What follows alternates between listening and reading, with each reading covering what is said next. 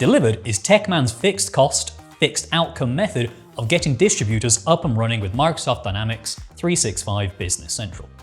And with our extra packs, you can tailor it to fit your distribution needs even further with things like integrated EDI or warehouse scanning.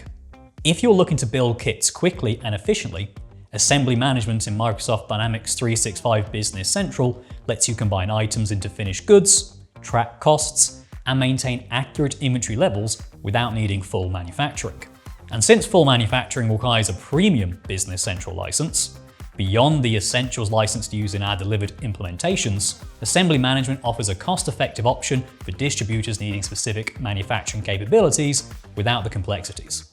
Whether you're creating custom orders straight through sales, promising delivery based on available stock, or shipping as soon as it's ready, assembly management is available as an extra pack within the delivered implementation, and it's designed to support just-in-time or made-to-order fulfillment.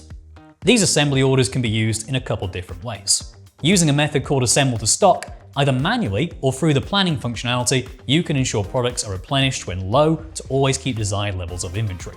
Alternatively, assembly orders may be generated directly from sales documents when there's a demand for certain products via our other method, assemble to order.